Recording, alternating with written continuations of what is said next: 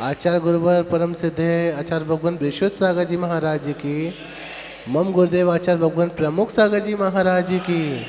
मम गुरुदेव परम पूज गुरुवर अरजित सागर जी महामुनिराज जी की। 3 कम 9 करोड़ महामुनिराजों की।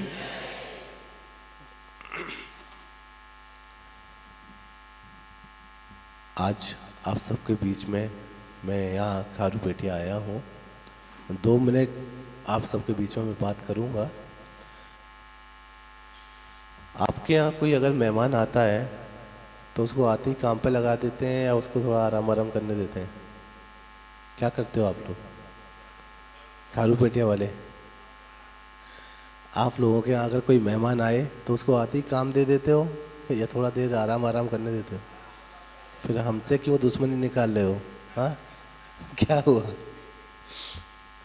कोई नहीं, अच्छा है, बहुत अच्छी समाज है। हमारी माता जी यहाँ आई थी, संकी माता जी, बताया था कि बहुत अच्छे लोग हैं वहाँ के। लेकिन जब हमारा वहाँ से निकलने का प्लान हो रहा था तो मुझे एक बात सुनने को आई। बोले कि गुरुदेव खारूपेटिया में व्यवस्था नहीं बन पाएगी, आपको कहीं आगे ही रुकना पड़ेगा। तो हमने कहा यार माता जी को लेके गए, हमारे बड़े भैया को लेके गए, मुझसे क्या दुश्मनी जो हमको छोड़ दिया, क्यों ले जाने को मना कर रहे हैं? शाम को गुरुदेव का हमारे पास खबर पहुंचती है कि नहीं, आप सबको यहीं रुकना है और आपके आहार की व्यवस्था भी यहीं है, आपके आहार की व्यवस्था भी यहीं है। तो हमने कहा ठीक है। अब ये ठीक कार्यक्रम हुआ कि हाँ बड़े भैया ने याद किया है तो हमको जाना ही है। गुरु महाराज से आज्ञा ली, गुरु महाराज ने आज्ञा दे दी कि हाँ आपको जाना है और महाराज जी के पास ही रहना है। अब अभी तो एक नया आदेश आ गया है कि 4-5 दिन यहीं रुकना है। मैं 4-5 दिन यहाँ रुकूं? मैं 4-5 दिन यहाँ रुकूं? आपका मन है ऐसा क्या? हाँ, सबकी इच्छा है, सबकी इच्छा है। हमारे साथ में ज़्यादा लोग हैं, महाराज जी, माता जी और भी लोग हैं, तो कैसे मैनेज करेंगे? हो जाएगा। चलो, ये दिल, ये भावनाएं ही आपकी अगर आपको भगवंत बनाते तो इसमें कोई आश्चर्य की बात नहीं है। साधु संतों की सेवा, साधु संतों की सेवा से आज इस पंचम काल में अगर मोक्ष का कोई द्वार है तो इन भगवंतों की, निर्गंतों की सेवा कर लो। आपको अगर भगवंत प्राप्त हो जाए तो इसमें कोई आश्चर्य की बात नहीं होगी। निस्वार्थ भावना के साथ इन परम दिगंबर संतों की सेवा करो, कोई स्वार्थ नहीं रखना। आपने अगर निस्वार्थ सेवा इन भगवंतों की साक्षात महावीर का मार्ग प्रशस्त होता जाए तो इसमें कोई आश्चर्य की बात नहीं होगी।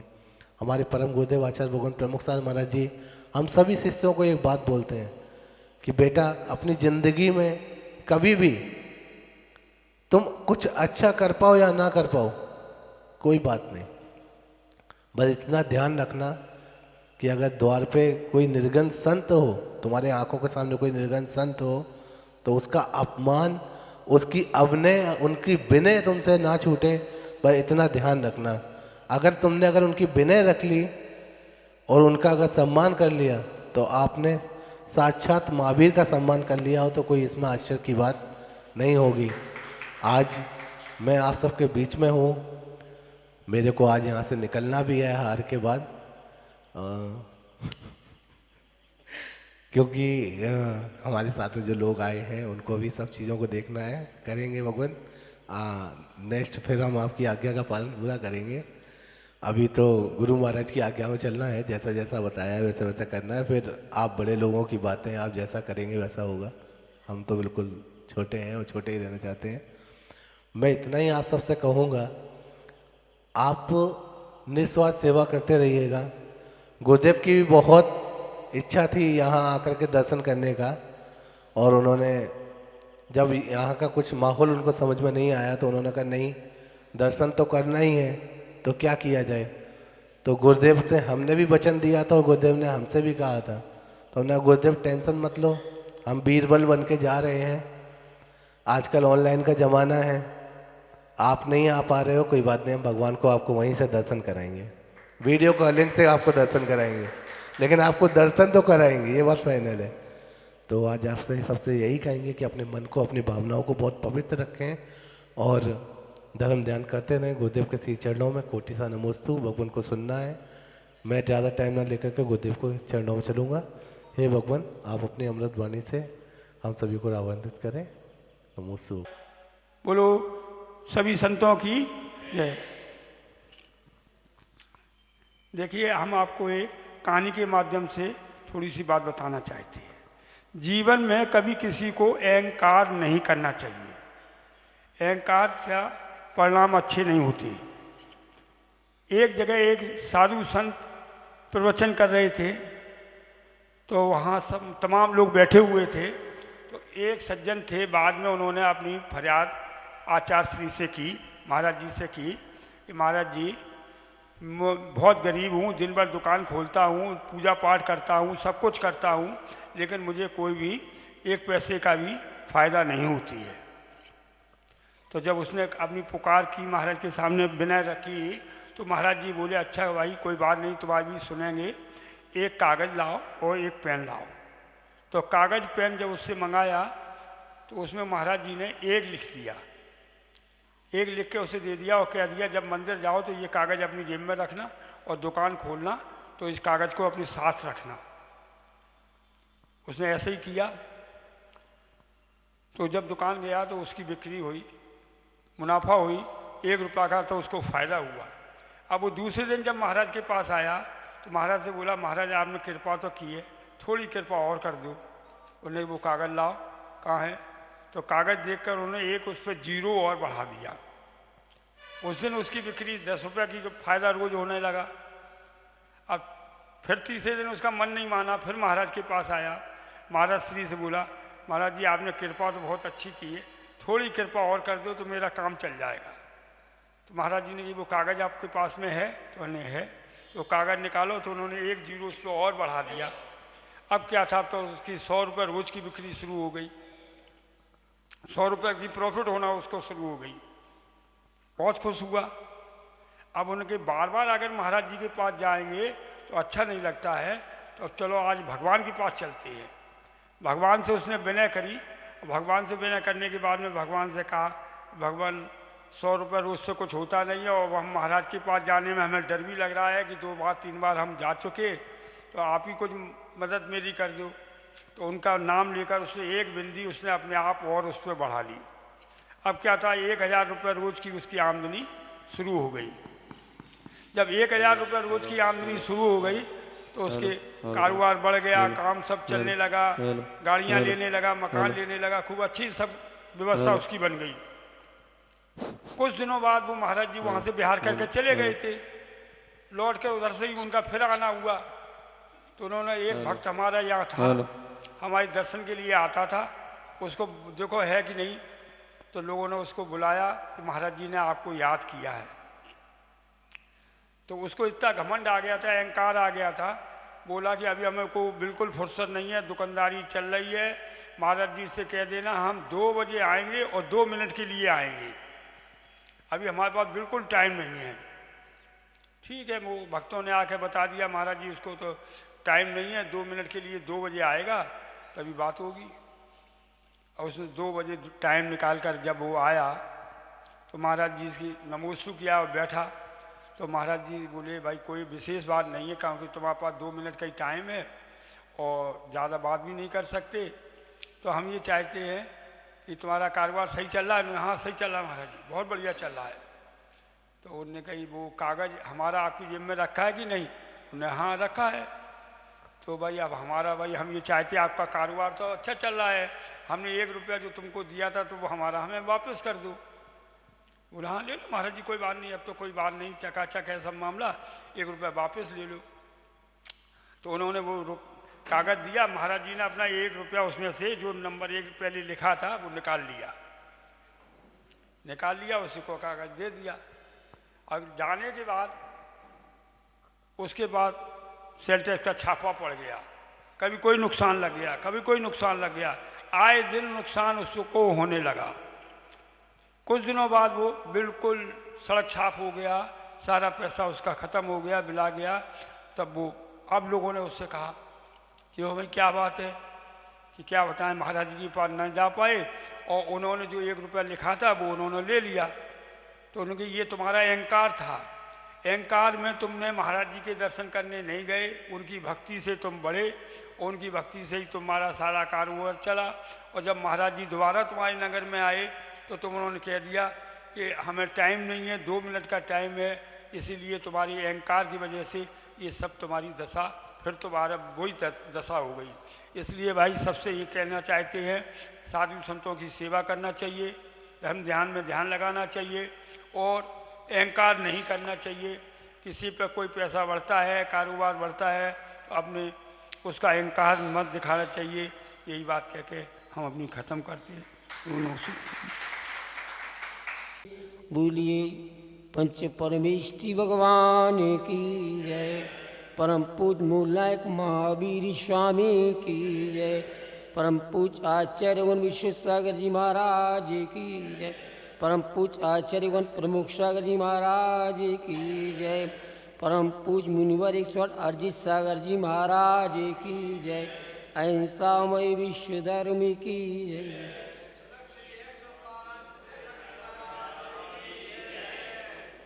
भवबंधु,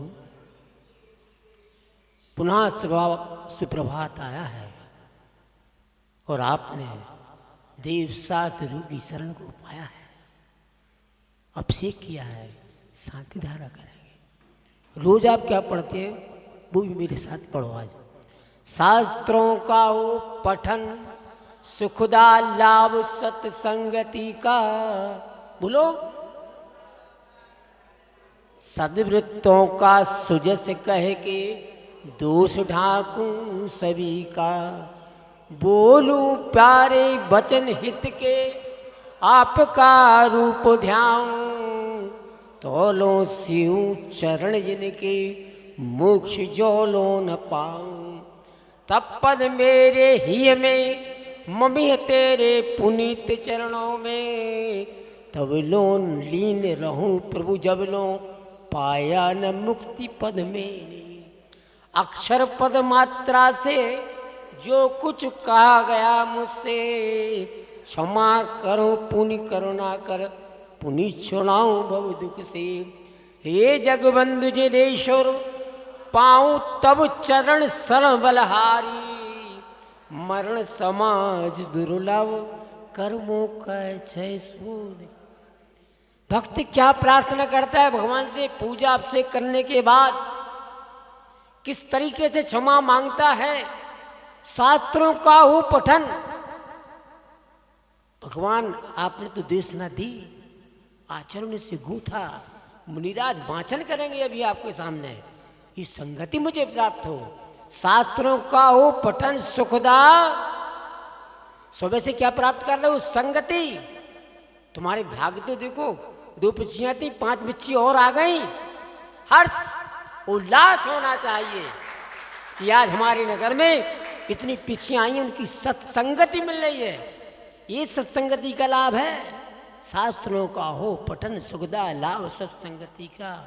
सर्ववृत्तों का सुजस कह के, कैसा वातावरण है, कैसा वातावरण है।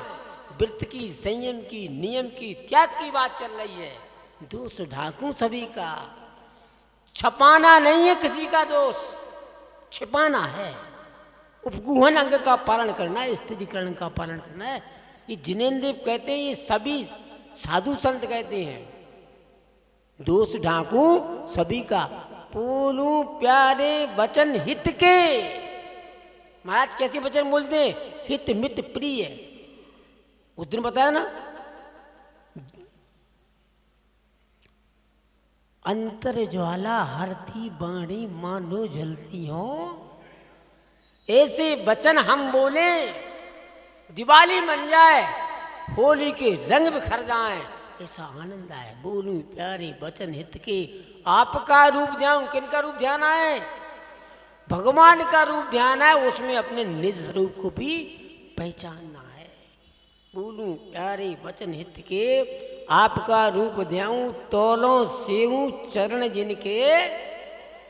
कब तक सेना है भगवान के चरण, जो पद आपने प्राप्त किया है। जब तक मैं प्राप्त नहीं करूं भगवान, आपके चरणों में रहूं। भूलूं प्यारे बचन जिनके आपका रूप ध्याऊं, तोलो स्यों चरण जिनके मोग जो न पाऊं, तब पद मेरे ही में। हे भगवान, आपके दोनों पाद मेरे हृदय में विराजमान हो। किसके हृदय में? मेरे के आपके भी, सबके हृदय में। तब पद मेरे ही में, मम ही तेरे। और मेरा हृदय कहाँ हो?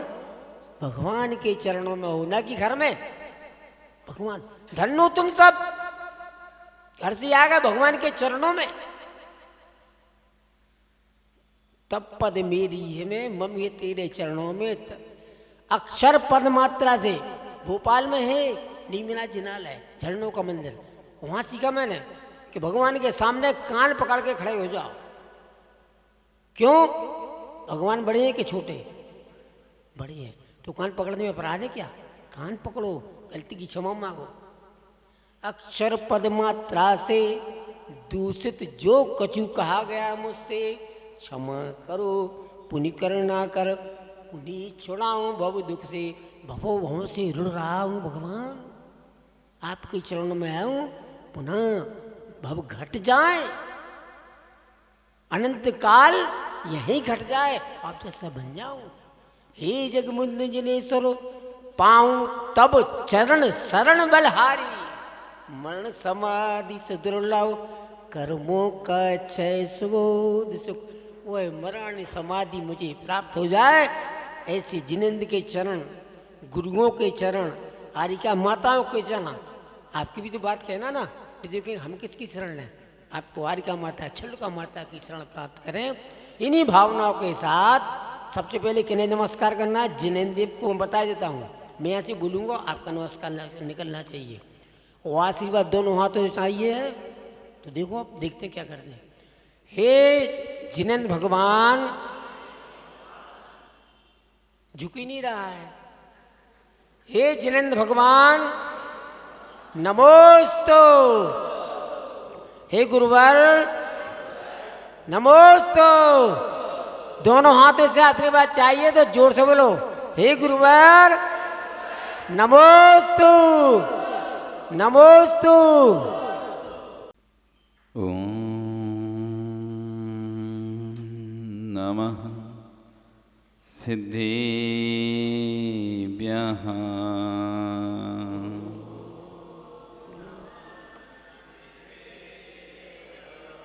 ओम नमः सिद्धिभ्यः।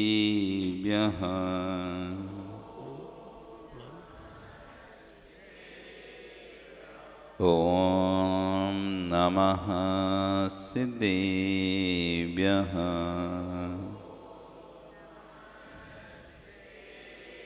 तेरी अणिये खगड़ाई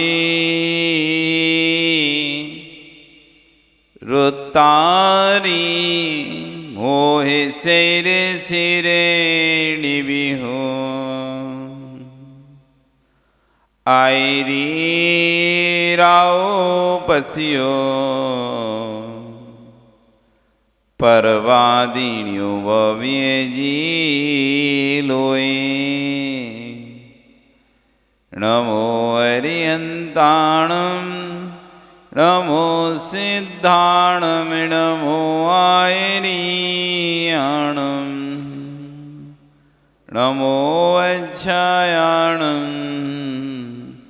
नमो लोए सविसाहुडम। बोले अनंत अनंत से परमेष्टि भगवानी की, आदिरम आदिनाथ भगवानी की, वर्तमान शासने महावीर भगवानी की, आचार्य कुंद कुंदेव स्वामी महाराज की, आचार्य गुरु विश्व सागर जी महाराज की, आचार्य गुरु प्रमुख सागर जी महाराज की, अहिंसा में विश्व धर्म की।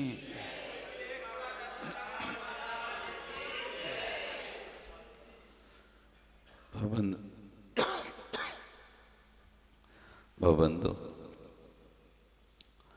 वर्तमान शासन न्यायिक वर्धमान स्वामी के शासन में तीर्थंकर प्रभु की चरण निश्रा में बैठकर हम सभी जिन देशना का श्रवण कर रहे हैं, आचार्य भवन कुंद कुंदेव स्वामी महाराज ग्रंथ राज रेण सारजी में श्रवण और श्रावक उभय धर्मों की व्याख्यान करते हुए हमको समझा रहे थे कि बंध का मार्ग कौन सा है, मोक्ष का मार्ग कौन सा है।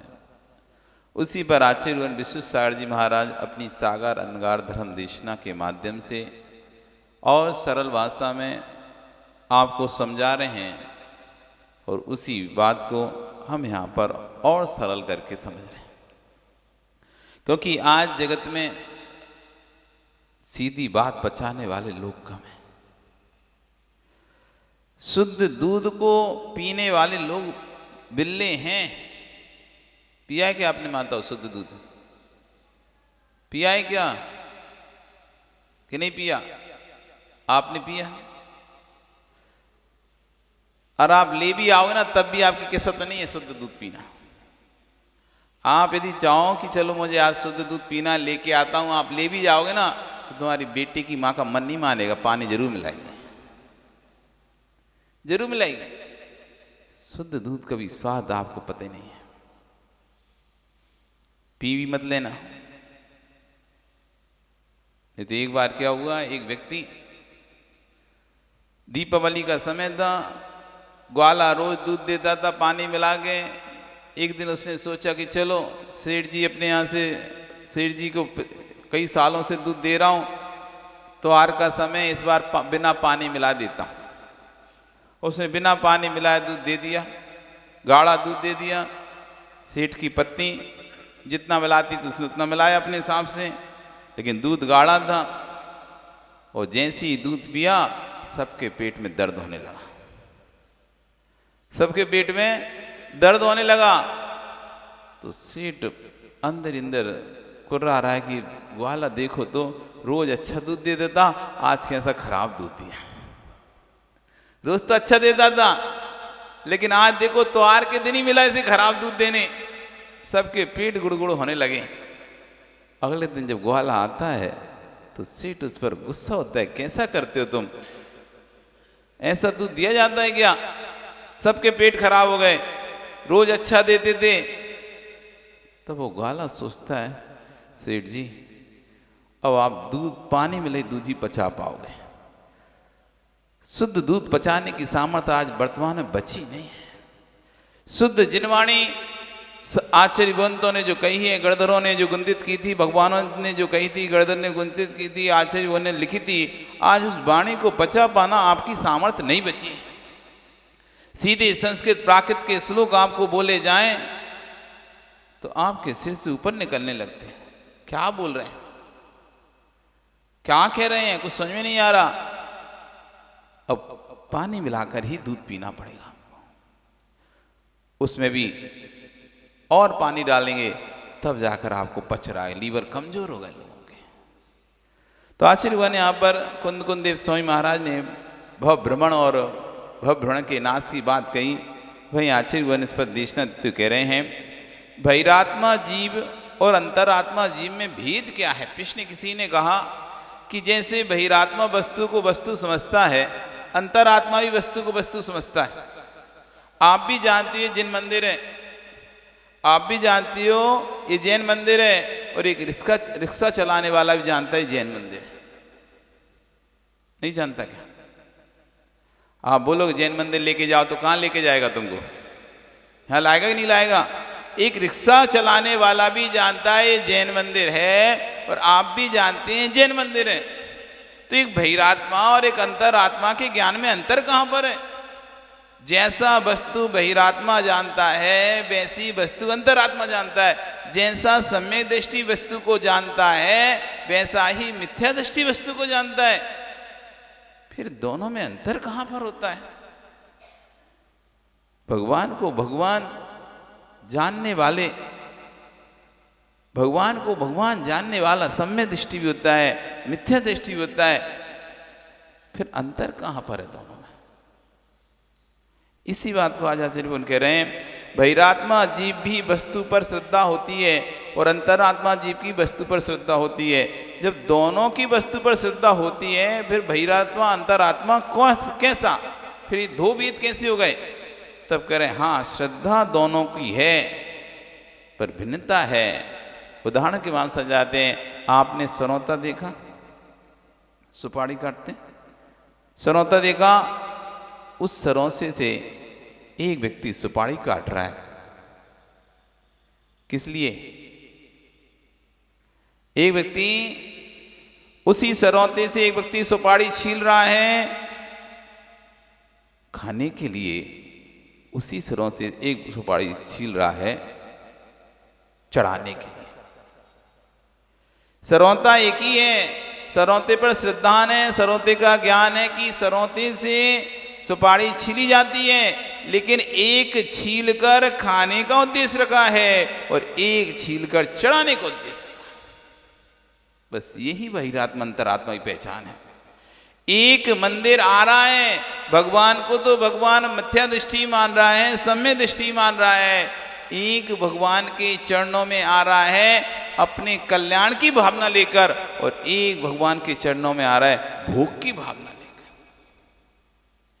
एक कहता है, हे भगवान मुझे सुख संपत्ति मिले, धन धान्य मिले, ऐश्वर्य मिले, मेरा घर अच्छे से धन संपत्ति भर जाए, वो भी भगवान के चरणों में नतमस्तक है। और एक व्यक्ति कह रहा है, हे भगवान भी परिणाम कब बनेंगे? हे भगवान भी परिणाम कब बनेंगे?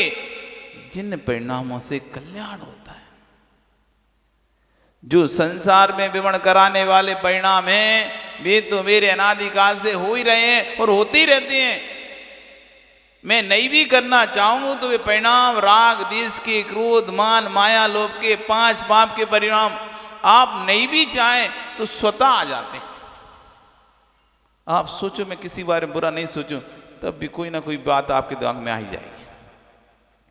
आप सोचे मैं झूठ नहीं बोलूंगा, फिर भी किसी ना किसी आप झूठ बोल ही दोगे। कोई ना कोई बात आपको जो बतानी नहीं तो आप कहते नहीं कुछ बात नहीं, कोई बात नहीं। आप सोचो मैं चोरी ना करूं, तो कोई ना कोई ऐसी वस्तु आप जो किसी को नहीं देना चाहो उठा के अलग रख दोगे, नहीं देना। आप कितना भी प्रयास करो मैं परिग्रह का संचय नहीं करूं, कोई ना कोई वस्तु आपके पास आप रख ही लोगे। नहीं होती हुई, नहीं करते करते भी 5 पाप के परिणाम आपसे हो ही जाते हैं। आप सुबह से लेकर शाम तक कितना भी पुरुषार्थ करो, मैं 5 पाप नहीं करूंगा, झूठ नहीं बोलूंगा, चोरी नहीं करूंगा, हिंसा नहीं करूंगा, परिग्रह नहीं करूंगा, ब्रह्म सेवन नहीं करूंगा, आप देखोगे कि फिर भी आप नहीं भी चाहते हुए भी कहीं ना कहीं आप झूठ बोलोगे, कहीं ना कहीं चोरी हो जाएगी, कहीं कहीं हिंसा हो जाएगी। क्यों? क्योंकि संस्कार हमारे अनादिकाल से हैं, तो ये संस्कार हमारे अंदर चलते रहते हैं। हम कितना भी चाहें गुस्सा नहीं करें, लेकिन कोई ना कोई बात पर आपको गुस्सा आ ही जाता है। आ जाता ही नहीं आ जाता। कोई छोटी सी बात को कोई नहीं, ये इतना सही काम नहीं कि आप जोर से बोल दे, अरे तुमको कितनी देर कह रहे करो ना ये काम, आ गया गुस्सा, हो गई कसाई, आ गया गुस्सा, हो गई कसाई। थोड़ा सा किसी ने कुछ कह दिया, बुरा लग गया आपको, आ गया मान, देखो उसने हमसे ऐसा कह दिया, बुरा लग गया हमको, आ गया मान, हो गई कसाई। कोई वस्तु अच्छी दिख गई, मुझे ही मिल जाए वस्तु, कोई चीज बट रही है हमको ही मिल जाए, आ गया लो, हो गई कसाई। कोई स्थान पर हमको आगे खड़ा होना है, धीरे से आप सड़क के ऐसे घूम के आ गए, हो गई मायाचारी, हो गई कसाई। आप कितना भी रोकना चाहो, लेकिन आप कसाय नहीं रोक पाते। पूजन करते करते, अभिषेक करते करते अपने भावों को देखो। कई बार हमारे अंदर आ जाता, चलो हम पहले पकड़ लें, अथवा हम पीछे खड़े रहें तो आखिरी में पकड़ेंगे तो आखिरी तक मिलेगा करने, पहले पकड़ लें तो पहले मिलेगा कमरे, पहले कलश में कर लूँ, आखिरी कलश में कर लूँ, बीच का कलश में कर लूँ, साइड से कलश में कर लूँ, मतलब कोई ना कोई भाव चलते ही रहते हैं। सामान्य भावों से हटके क्रोध, मान, माया, लोभ, कसाय उदय में आती रहती है। तो भगवान के पास आ रहा है, सम्यक दृष्टि भी आ रहा है, मिथ्या दृष्टि भी आ रहा है, भगवान को भगवान दोनों मान रहे हैं, उस पर श्रद्धान भी दोनों ही कर रहे हैं। ऐसे नहीं श्रद्धान नहीं कर रहे हैं। एक साधु बन रहा है आत्म कल्याण के लिए, एक साधु बोला धम्मम भोग निमित्तम, एक इसलिए वर्तमान के भोगों को छोड़ रहा है कि मुझे भविष्य में अच्छे भोग मिलेंगे, अभी मैं थोड़े भोगों को छोड़ दूंगा, थोड़ा कष्ट सहन कर लूंगा, थोड़ा परिचय सहन कर लूंगा, आगे जाके स्वर्गों में सुख प्राप्त करूंगा। अब मिथ्या दृष्टि जीव मुनि बन गया। मुनि बनने के बाद भी भाव क्या रहते हैं? धम्मम भोग निमित्तम सद्येदी रुचेदी पुणेदी फांसेदी। श्रद्धान भी करता है, धर्म पर रुचता भी उसको धर्म, उसकी प्रतीति भी करता है, लेकिन किस लिए? धम्मम भोग निमित्तम नहीं तो कम मुख्य निमित्तम। वो धर्म ही करता है तो भोगों के निमित्त से, मैं ऐसा करूंगा तो मुझे ऐसा मिलेगा। अभी वर्तमान के थोड़े से सुखों को भूलूंगा तो भविष्य में मुझे बहुत सुख मिलेंगे स्वर्गों के, ऐसा सोचते हुए वर्तमान के सुखों को छोड़ रहा है। क्या विनोद जी, क्यों करते आप धर्म? बढ़िया मकान तैयार हो जाए इसलिए? आत्म कल्याण के लिए करें।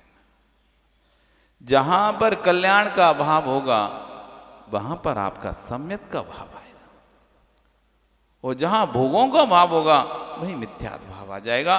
तो कह रहे सम्यक दृष्टि मिथ्या दृष्टि है, भेद कुछ नहीं है, भेद बस श्रद्धान और अश्रद्धान का है। एक का श्रद्धान भगवान के पास इसलिए है क्योंकि उनकी अर्चना करूंगा तो मुझे धन संपत्ति मिल जाएगी। एक गुरुओं के पास इसलिए जा रहा, उसने सुना है कि इनके पास जाने से वो व्यक्ति गया था, जब से इनके पास जुड़ा है वो व्यक्ति तब से उसके पास खूब पैसा ही पैसा हो गया। बहुत से लोग बस गुरुओं के पास इसलिए जाते हैं, उनने सुना कि वो व्यक्ति वो महाराज जी से जुड़ा, उनका आशीर्वाद उसको फलित हुआ, उसके पास पहले कुछ भी नहीं था, अब बड़ी उसके 2-3 मकान हो गए, घर हो गए, पैसा आ गया खूब उसके पास। वो उसके हाथ में वो मौली बंधी रहती है, वो बताता है कि हम महाराज के पास जाते हैं, महाराज आशीर्वाद देते हैं तो हमारा खूब काम हो जाता है, पैसा हो जाता है, व्यापार चलता है। इसलिए वो भी उनके दर्शन करने गया। श्रद्धा से नहीं गया, श्रद्धा से गया है, पर श्रद्धा से नहीं गया, श्रद्धा से गया है, पर कौन सी श्रद्धा से? उनके पास जाकर कल्याण की श्रद्धा से नहीं गया, उनके पास जाकर मैं भी मौली बनवाऊंगा, मैं भी आशीर्वाद दूंगा तो मेरी भी दुकान चलेगी, मेरे पास भी 2-3 बिल्डिंग खिंच जाएंगी। वो देखो आज कितना पैसा खर्चा करता है, पहले उसके पास कुछ नहीं था, जब से महाराज का आशीर्वाद लग गया उसे तो हम भी उनके पास जाएंगे, उनसे अपन भी आशीर्वाद लेंगे और अपना भी व्यापार चलेगा। श्रद्धान दोनों का है। श्रद्धान दिखाई दे रहा आपको, लेकिन अब यहां पर लक्ष्य देखो। ऐसे आप जिसके ही पास जा रहे हैं, क्या लक्ष्य लेके जा रहे हो, यही आपके सम्यक मिथ्यात्व का निर्णय कराता है। आप गुरु के पास किस लक्ष्य से आए हो? अरे ये महाराज जी से तो कुछ नहीं मिलता, इनके पास नहीं जाते, उनके पास जाते वो बढ़िया से। अश्रद्धान नहीं है, श्रद्धान से है। लेकिन श्रद्धान में क्या है? धम्मम भोग निमित्तम। जो भी हमारा धर्म है भोगों के निमित्त है, हमें अच्छे अच्छे भोग मिल जाए, हमारा काम धंधा अच्छे से चलने लगा, हमारा काम धंधा बढ़िया हो जाए, घर में बेटे की शादी हो जाए, संतान की शादी हो जाए, पोता पोती हो जाए, बस यही तो भगवान से मांगते रहते हो। क्या मांगते हो? और कभी मांगा कि मेरा कल्याण हो जाए? कभी कहते हो कल्याण हो जाए? कौन कौन कहता है कल्याण हो जाए? अच्छा बताओ, आज हम कल्याण करवाना चाहते हैं तुम्हारा। कल्याण करना है विनोद जी? पक्का है? माया छोड़नी पड़ेगी। कौन सी वाली छोड़ी?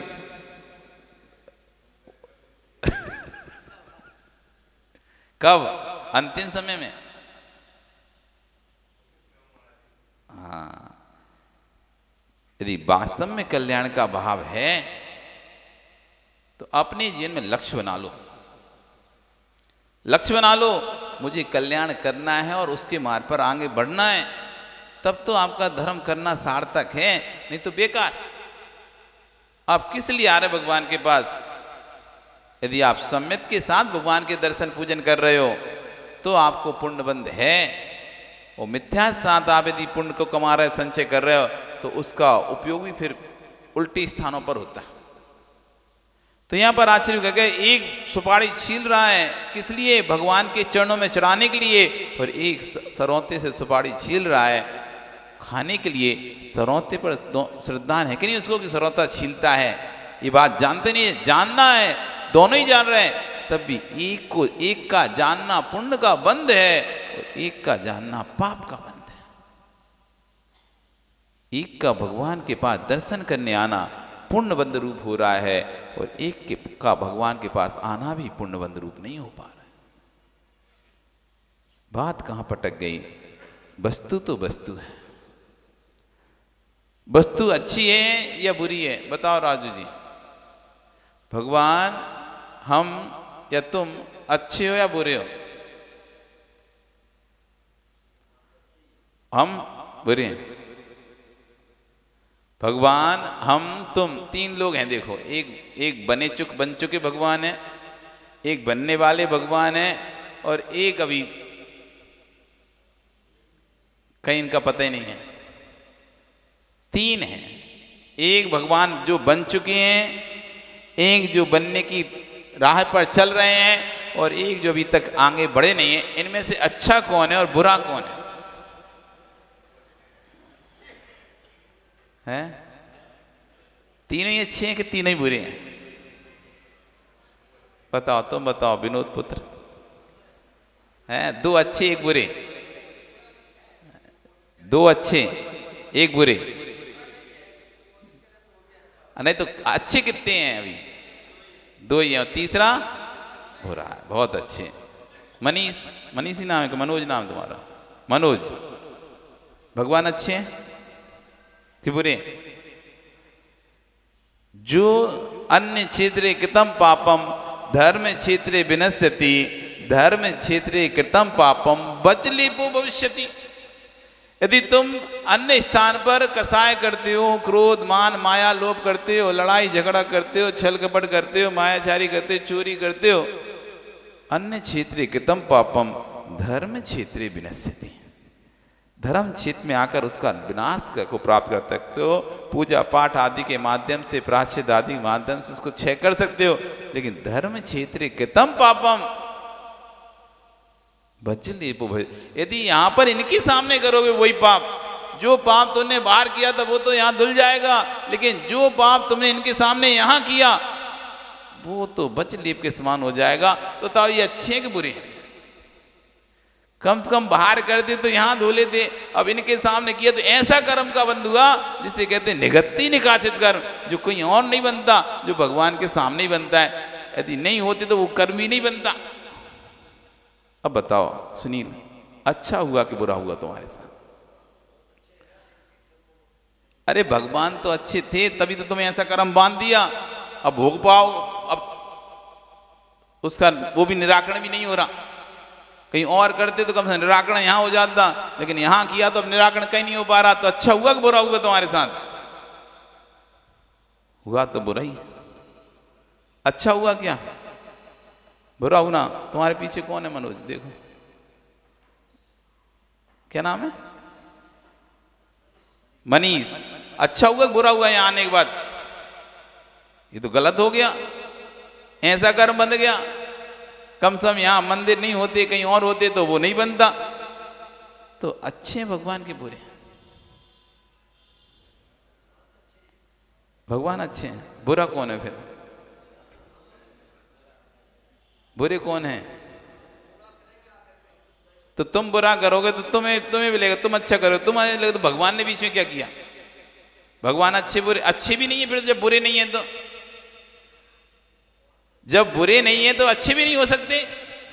जब अच्छे हैं तो बुरे भी होना चाहिए, क्योंकि प्रत्येक अक्षर अपने, प्रत्येक वस्तु अपने प्रतिरोधी धर्म को लेकर साथ में आती है। यदि कोई अच्छा है तो नियम से बुरा भी होना चाहिए, कोई मित्र है तो नियम से किसी का शत्रु भी होना चाहिए। यदि भगवान अच्छे हैं तो मिथ्या दृष्टियों को क्यों नहीं सुहाते? यदि भगवान सबके लिए अच्छे हैं तो मिथ्या दृष्टियों को क्यों नहीं सुहाते? विधर्मियों को क्यों नहीं सुहाते? भगवान अच्छे हैं तो उनको भी अच्छे लगना चाहिए, पर उनको तो नहीं लगते अच्छे। तुमने कहा नहीं महाराज जी भगवान तो अच्छे हैं लेकिन हम ही बुरे हैं। तो तुम बुरे हो तो अच्छे भी फिर तुम ही होगे। जब तुम बुरे तुम हो तो अच्छे भी फिर तुम ही होगे कि भगवान होंगे? अब बोलो, फंस गया सुनील। यदि भगवान अच्छे हैं तो बुरे भी होना चाहिए, यदि भगवान बुरे हैं तो अच्छे भी होना चाहिए, यदि आप बुरे हो तो फिर आप अच्छे भी होना चाहिए, क्योंकि प्रत्येक वस्तु उभय धर्मात्मक है। गुण दोष को साथ में लेकर होती है। यदि इस दीवाल का ये भाग है तो नियम से वो वाला भाग भी होना चाहिए। आप मित्र हो के शत्रु? अच्छा है, बताओ। चलो भगवान को छोड़ो, भगवान को कन्फ्यूजन हो रहा है तुमको। मित्र हो अनिल, मित्र हो कि शत्रु? मित्र हो, किसी के शत्रु नहीं हो? हैं? शत्रु तो बताओ, मित्र हो कि शत्रु? अच्छा, तुम कौन को? अरे तुम क्या हो, मित्र या शत्रु? अरे तुम्हारी तो अच्छी है, तुम किसी के मित्र हो या शत्रु हो ये पूछ रहे हैं। दोनों कैसे? तुम तो एक ही हो। कौन भटका है? तुम थोड़ी ना भटके, जो तुम्हें मान रहा है वो भटका है। तुम्हें कोई मित्र मान रहा है, तुम्हें कोई शत्रु मान रहा है, कोई तुम्हें अपना मित्र मान रहा है, कोई तुम्हें अपना शत्रु मान रहा है। तुम मित्र हो कि शत्रु? अमितता से पूछ रहे हैं बस।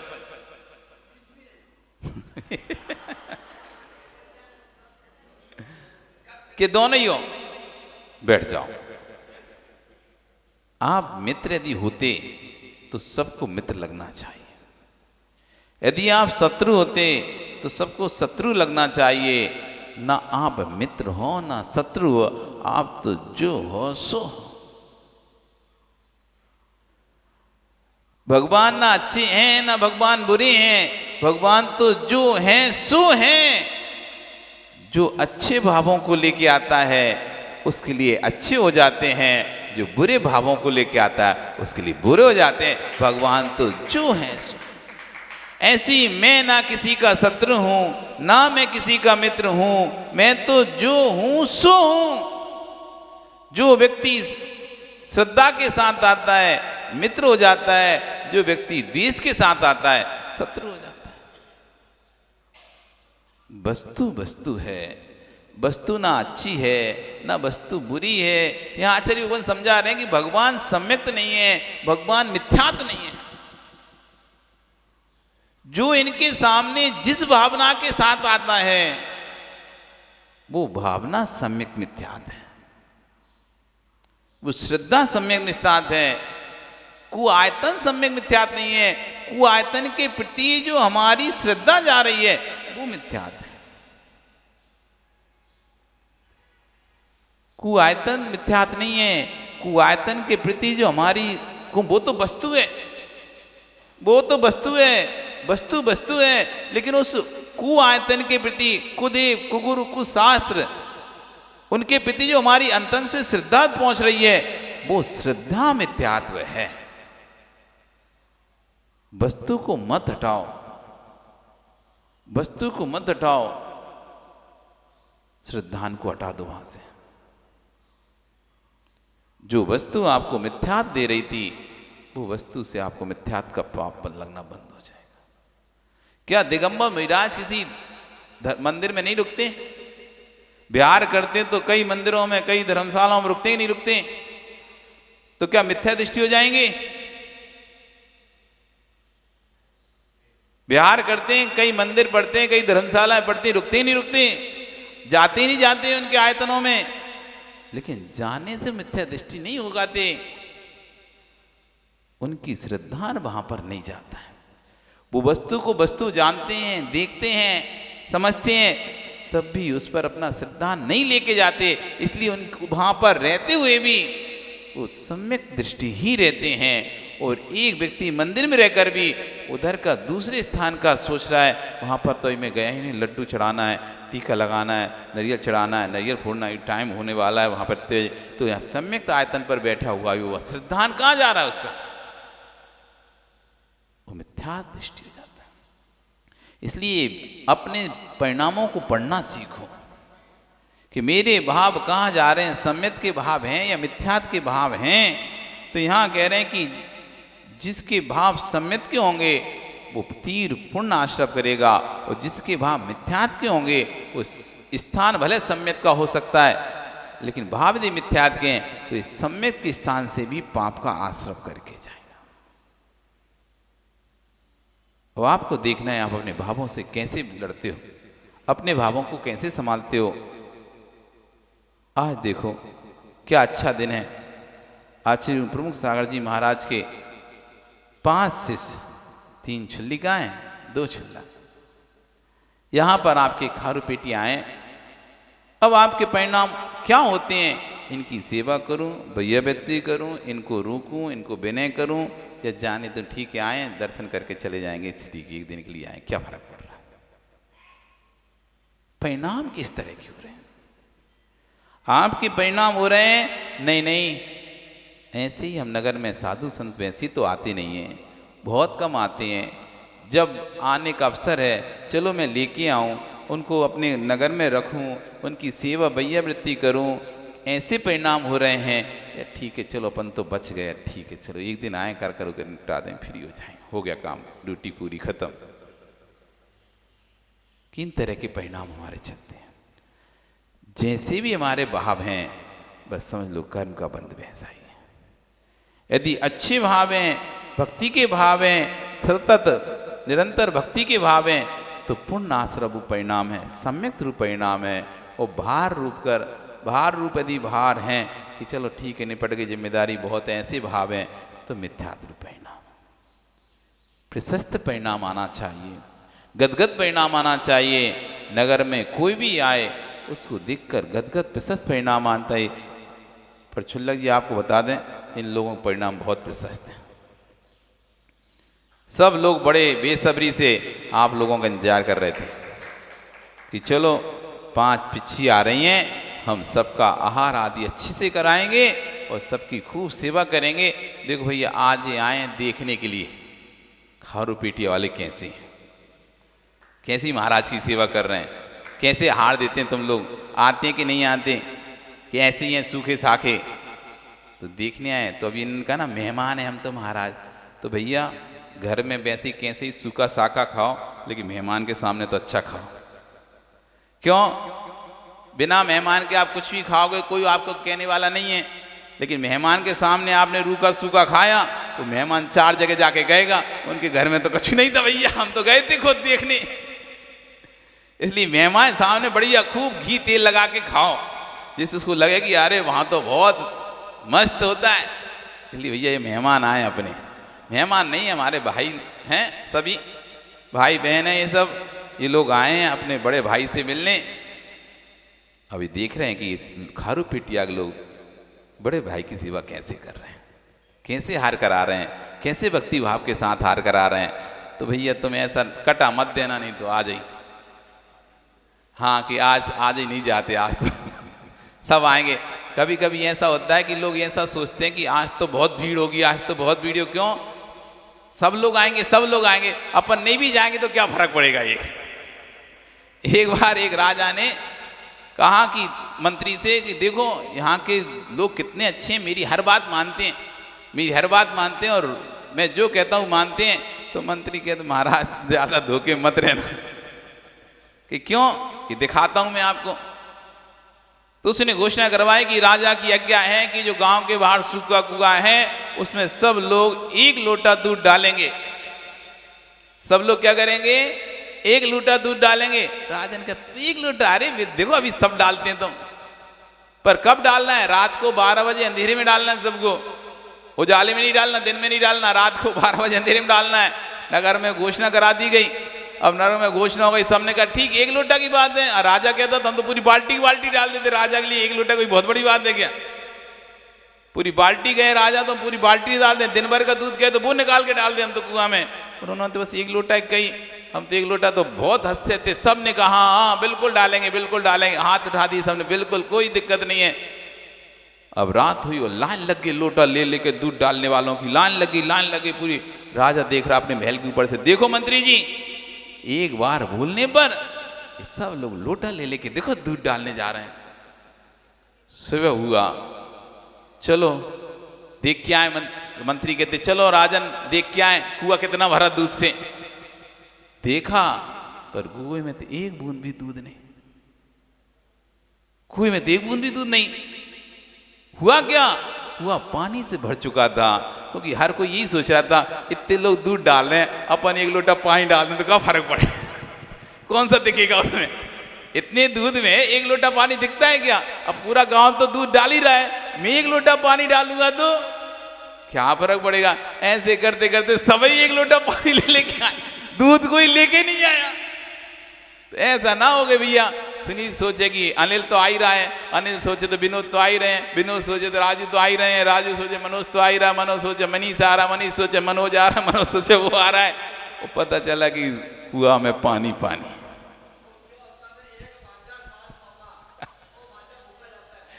हाँ, इसलिए भैया अब वो भांजा सोचते मामा उधर कर लेगा खाना, मामा वो बहुत सोचता है वो खा लेगा, इसलिए ऐसा ही ना कर लेना तुम।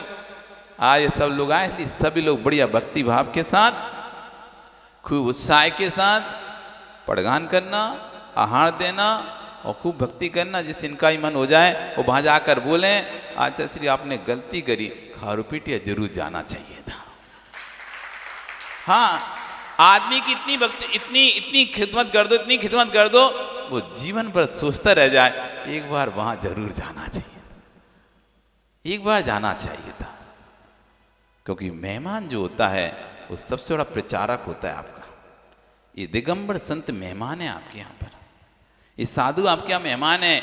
आप इनको जितना अच्छा रखोगे ये देश में जगह जगह जाएंगे, जगह जगह जाएंगे और जगह जगह जाके कहेंगे अरे भैया खारू पीटिया की समाज तो बहुत अच्छी है, बहुत ध्यान रखती है, वहाँ के श्रावक तो बहुत अच्छे हैं, बहुत ध्यान रखते हैं। आपका फ्री में पूरे देश में प्रचार हो जाएगा। ओ भाई तुम ऐसी रहे, उदास से सुस्त से रहे, उदासीन रहे, ठीक है 2 जने तो हैं कर लेंगे भैया वित्ती, 4 जने तो हैं कर लेंगे भाई वित्ती, अपने कहाँ करना है। तो भैया अभी भी कहेंगे बाकी तो सब अच्छे थे मनोज, बस भैया वित्ती में नहीं आते थे वहाँ के लोग, बाकी तो बहुत अच्छे थे, आर में बहुत आते थे, प्रवचन सुनने ही बहुत आते थे, पर अनिल सुस्त थे, जल्दी सो जाते थे लगता है। क्या चिल्लक जी, जल्दी सो जाते लगता है ऐसे यहाँ के लोग, ऐसा तो आपको नहीं लगता क्या कि जल्दी सो जाते यहाँ के लोग? तो भाई व्यक्ति में आ नहीं पाते,